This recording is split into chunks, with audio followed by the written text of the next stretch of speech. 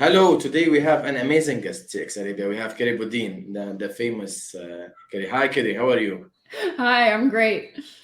Thank you. Kerry, before we start and with the introduction, just to tell you, before we have this podcast with CX Arabia, and whenever we are asking maybe 5 or 6 out of 10 of our guests, what do you recommend? They will recommend the Outside In book, which is the book that you created for our region. So thank you for being here. You are being in this field since long time ago, Kerry. You started in different phases. You co-authored this book Outside In 10 years ago, and then you have your own consultancy with customer journey bootcamps and a lot of other things. If you can tell our guests in the region about you more. Sure. So I'm Kerry Bodine, co-author of Outside In, the Power of Putting Customers at the Center of Your Business. My consultancy has been around for almost 10 years now as well. And I do a whole bunch of stuff. I do public speaking. I do, individual seminars for companies privately. I do a lot of training, both kind of custom and then around the customer journey. And one of my very favorite things to do is customer research. So organizations come to me when they have some business challenge with their customers and they're looking to grow, or they're looking for cost savings, or they're looking to increase the velocity at which they're doing renewals, whatever it is, and they have some challenge with their customers, and the customers aren't doing exactly what they thought that the customers would be doing. So anyway, I come in and talk with them, talk with their customers, and help them figure out a path forward. So it's really fun, and I get to work with companies across pretty much every single industry, and I love it. Excellent. Well, about the customer research, we have a lot of things coming on, and I think customers are changed and industries has changed as well from time to time. So how you see the changes coming, and how complicated customers, especially through different generations, from generation baby boomers to the generation alpha, because till now I think everything is changing. I think it's going massively, especially after COVID. Yeah, and I think things are just going to accelerate even faster now that we've got AI like truly on the scene for the first time. So, I mean, I was studying AI back in college in the mid 90s. Took an AI class where I was actually coding some different AI functionality. So it's been around and out there as kind of this thing that a lot of organizations have been working for. But I think that is going to be the single biggest change. And you're absolutely right. Things are changing so quickly. Things changed very quickly during COVID. Things have been changing even more quickly since then. Just the fact that people in general know what the word supply chain is, know what the word customer experience is, or those phrases. Yes, things are absolutely changing. But this AI, I'm using it in my work, to generate ideas for things. I was working with a client recently. I'm doing some design thinking training for them and their customers. And so we were trying to figure out what a good prototyping exercise would be. And we just got on, she got onto Chat GPT, I got onto Jasper, and we both just started looking and came up with, a whole bunch of ideas. So it's not, for me, it's not replacing what I do. I think for a lot of us who work in this field, it's not going to replace what we do, but it can actually augment it. And I think that's great. But again, when we think about the consumers and on the whether you're a business to business company or business to consumer company, the end users of any technology are now going to just be increasingly expecting personalized experiences, things that are very much catered to them immediately. And I think expectations are just going to continue to go up and up and up, which means our work becomes all that more important, and organizations need to invest. Exactly, and the most important part, that it is an evolution. It's like being in an escalator, that you need to keep doing that every time, and you need to cope with the changes and be fast, as a lot of analysis and researches. One amazing caricature I just saw 2 days ago, it's about the calculator, when they invented the calculator. the math teachers, they go and protest, stop the calculator. They thought that they will lose their jobs as a math because of the calculator invention. And now it's different. Now ChatGPT is doing everything. I think we are still the human part is still needed massively, because the human are the consumers still now, and they will remain as consumers. Absolutely. Excellent. Absolutely. Yeah, I just want to go to the 6 disciplines about in the book, starting from the strategy, understanding, design, and measure, and governance. And my point is, you have 6 disciplines from the strategy till culture, and it was written maybe 11 years ago. Until now, how you see things are there? Yeah, still the same components, but it's changing, as what you said, from normal manual to be on a ChatGPT and AI and all these solutions. And how we can start with the strategy, how we can build the strategy on a short term, because now it's more into short term. Yeah. Okay. All good questions. So first of all, I don't think the state of customer experience has changed all that much from an organizational point of view. So those 6 disciplines are really all about what organizations need to do, how they need to act, how they need to think in order to become more customer-centric and deliver experiences that are going to benefit both their customers and the business. And while everything has changed out in the world and consumers, people's expectations continue to rise and rise and rise, what hasn't changed really is how organizations work. And while technology changes very quickly, organizations change very slowly.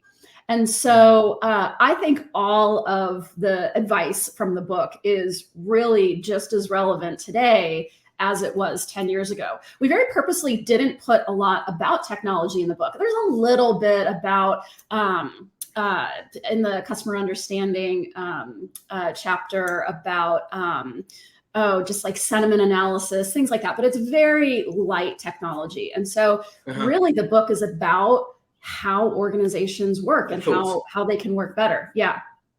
People are slow to change. Groups of people are even slower to change, despite the fact that technology is just like running off.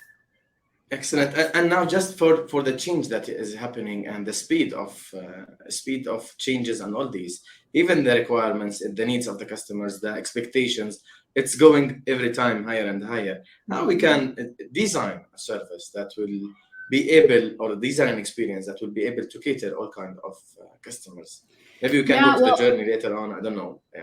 Yeah, I think one thing that organizations need to realize is that they have to plan for the customer experience to always be changing, for customer expectations to always be changing. So I worked at a .com back in the very first .com boom and bust. And I was heading up this big major website redesign that we were doing. So this was like 2000, I think.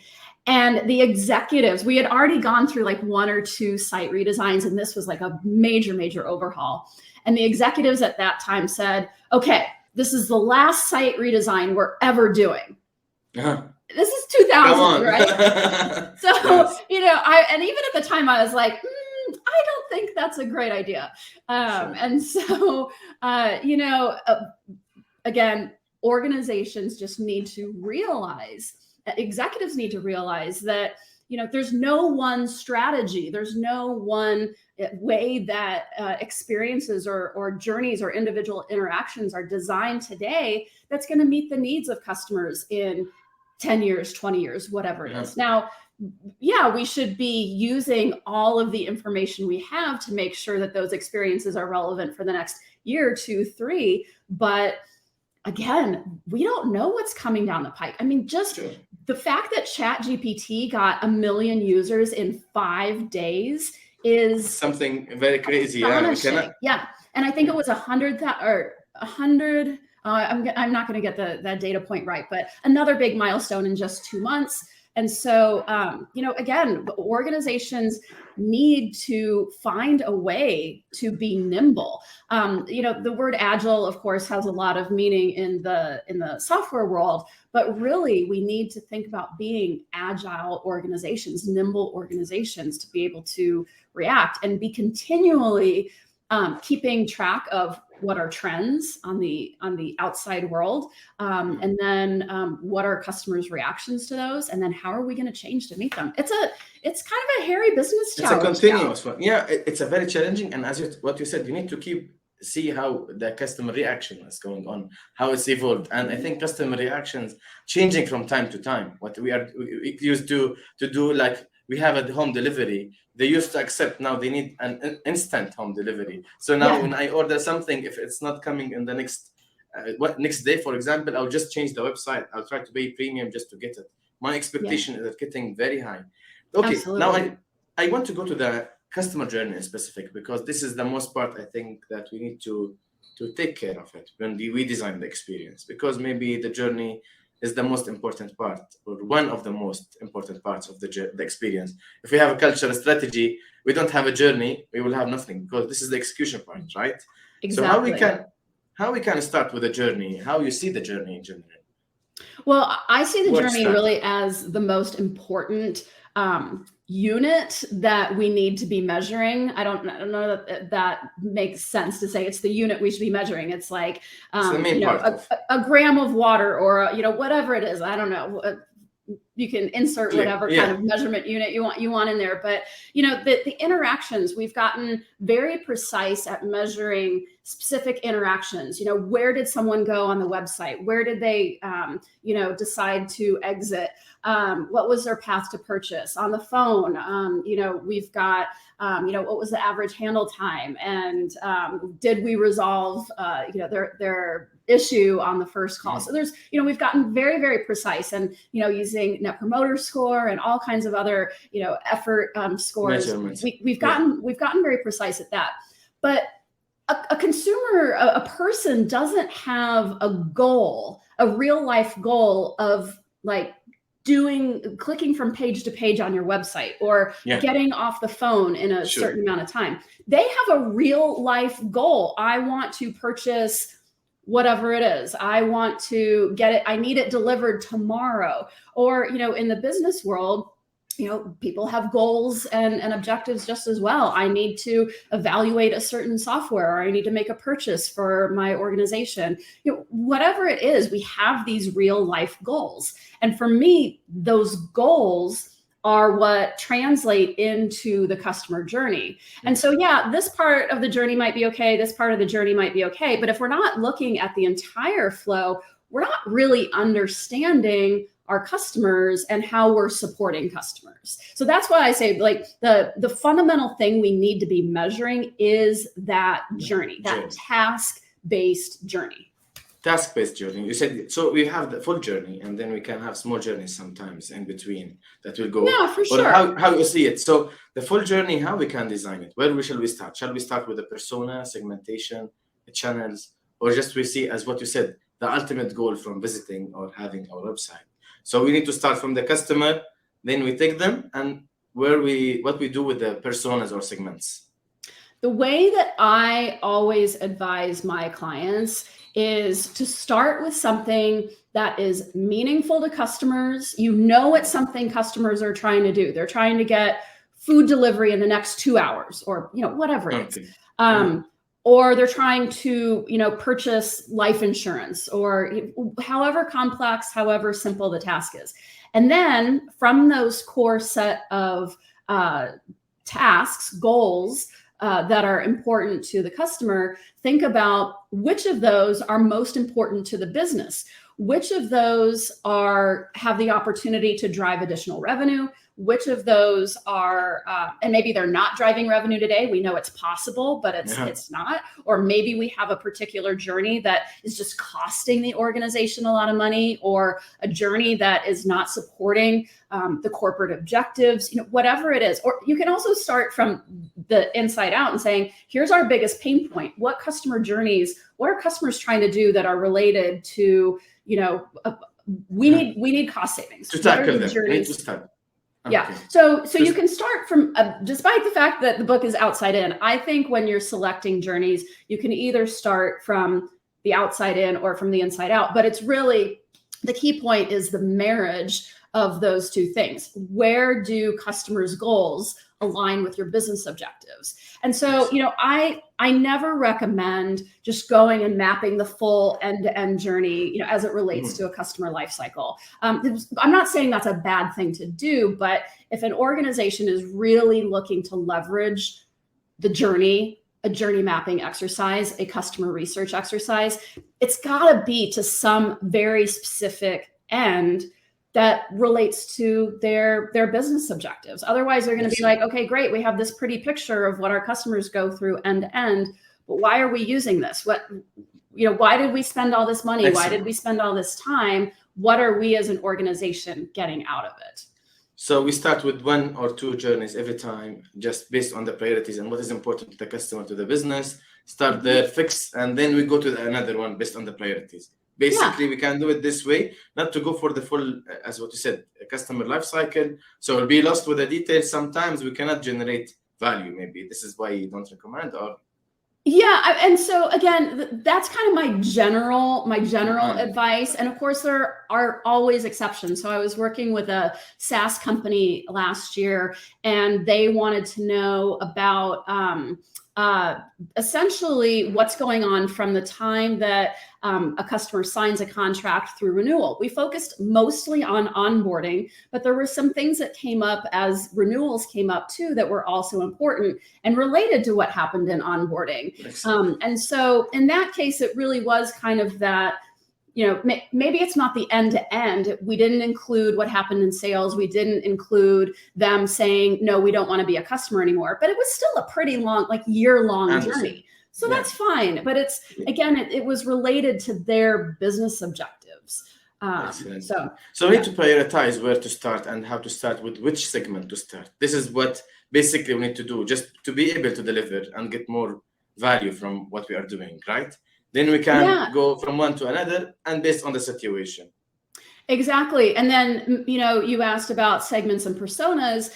Again, I don't recommend going out and doing a huge persona segmentation development project. Now, that may be important for other things that the organization is doing. Certainly other marketing objectives rely on detailed segmentation, but I think you can do a lot of work on the customer journey without investing in all of that. And so a lot of what I talk about with my clients is that it's all about your hypotheses, and then we're going to test those hypotheses. So you're going to say, we think, that here's the journey that we need to focus on. We believe that these are the 1 or 2 most important types of customers that we need to go after. Then we recruit and talk to customers who fit that general profile. And then we see what shakes out. Maybe we realize, oh, you thought you had one group of customers. Oh no, it really breaks into these 2 or 3 different, attitudinal segments that you didn't realize. That happened to me with a client, but I think it was actually during the pandemic where they were just like, yeah, go talk to this one type of customer. And I was like, oh, you have 2 very different customers here. One who is completely okay to self-serve, and then the other one who wants to have their hand held by an actual person every step of the way. And the journey that you are creating for those 2 personas is very different. So that's where I think the personas and the segments are important for you to understand who your customers are, what they expect, what you need to do in order to meet their goals and provide a better experience to them. But starting from a huge segmentation exercise and then working backwards to the journey, I just don't think that that's the most effective way to invest in this type of research and engagement. Yeah. Excellent. And one question, usually when we do the customer journey redesign or customer journey mapping, we find that a lot of things that will enhance the journey usually, or from the key points to enhance, cost 0 money. It's about the journey mapping only, right? Yeah, maybe 90% or 80% sometimes it will cost us as a company 0. And it will be better to do it, especially when we are reassessing a journey that is there for 1 or 2, for 5 years, 6 years ago. You see a lot of documentation needed. They are not necessary anymore. You see a lot of manual work there, and then you can automate like this. And the cost will be reduced massively sometimes. It's about the mapping and the design of the processes related to the journey. Well, and I would say it's also about understanding what's going on behind the scenes of the journey. And so for me, that's a really critical part of the entire journey exercise. And I was working with a client who, as they started to look at what was going on behind the scenes, they realized that one of the solutions to a customer pain point was just for one team to communicate to another team the decisions that they were making. So to your point, that's essentially free. Okay, maybe it costs an email once a week, but that's a solution that is essentially free. Now, I'm not going to say all solutions are free. Certainly, there's a lot of investments organizations need to make, but sometimes it's just an easy communications issue, and you just don't realize that two teams are not talking together like you would assume they would be. Excellent. Well, one of the examples, Kerry, that we used to have in one of the telcos companies, that we used to send an SMS to customers that your bill is issued, go and pay online. When they pay online, they will see that the payment's still not loaded. Then they go to the shops to start paying the bills, and we have the shop crowded every month on this. So when we start to do the mapping, when we start to do the mapping and to see the cost of the visit was around $15 in the each visit. And when we start doing the mapping, we found that we send the SMS before we upload the bills on the online platform. So we said, guys, come on. Whoever you are sending, just upload, success, send. Then you can. First month, 25% of the foot traffic because of bill payments was reduced. Shop queue time was, all the KPIs just went up. And we saved a lot of money because of this, I would say, process and journey understanding. Because the one who used to send, he never lived in the customer shoes to try go and check the bill if it's a bill available online or not. And what you said, it's a matter of communication. It's a matter of design.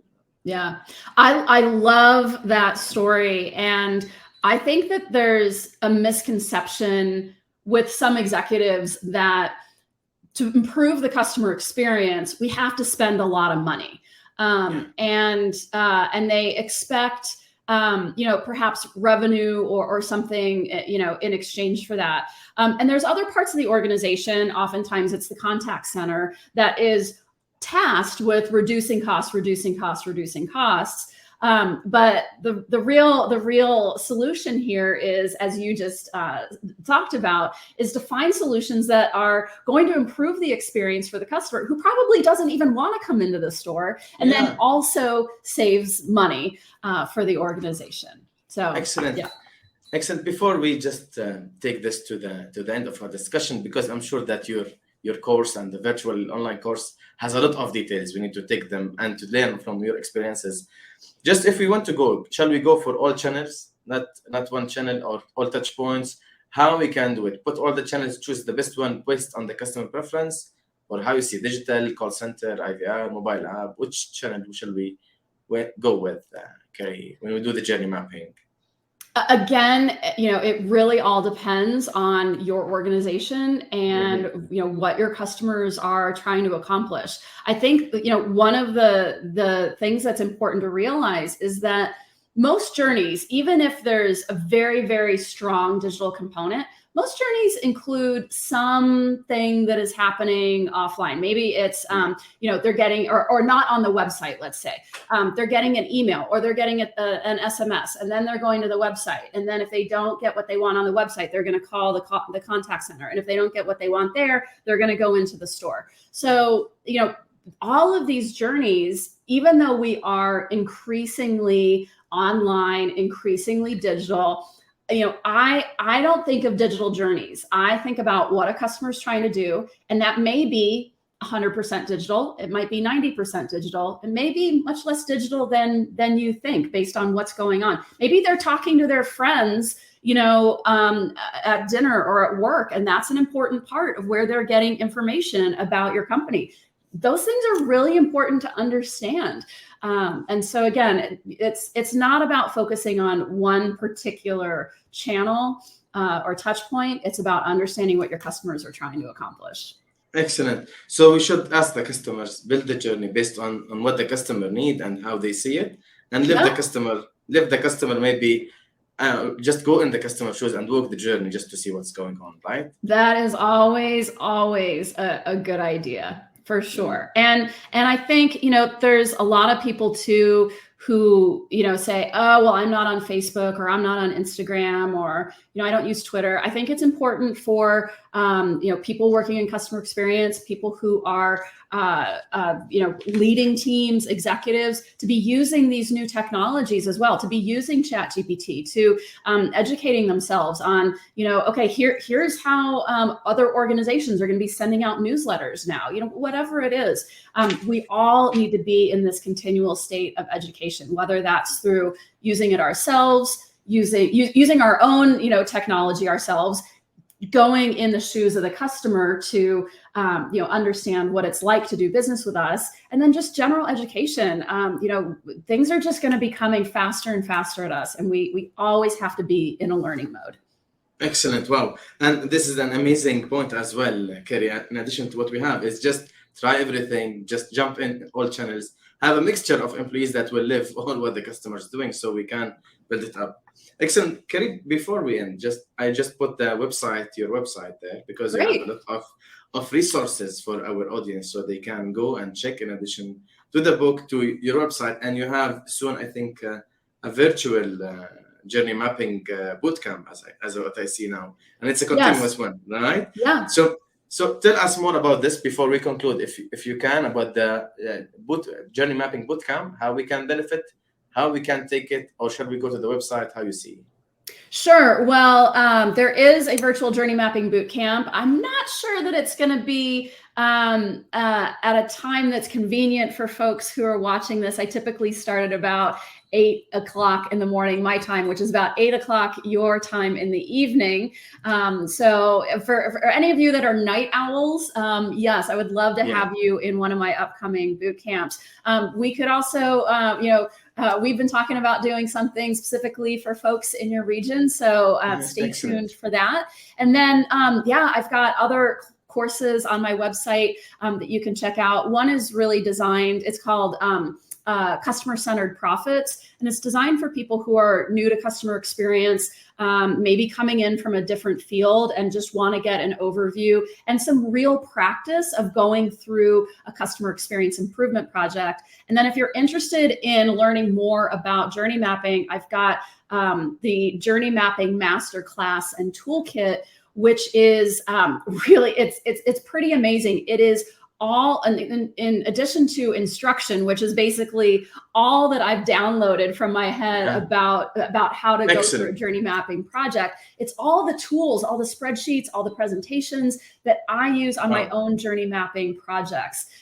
So it's really an amazing resource. Excellent. We should go there, and we will be in contact with you.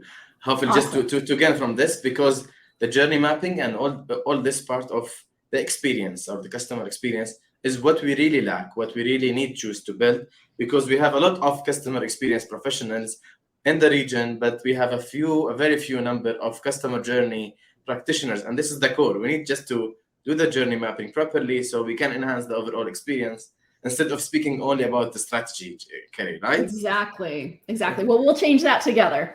Inshallah, yes, we will do. Thank you for being with us today. Thank you so much for having me. Thanks. It was my pleasure, and I will be looking always just to collaborate and to see more, Kerry. Thank you very much. I love it. Thank you. Best wishes.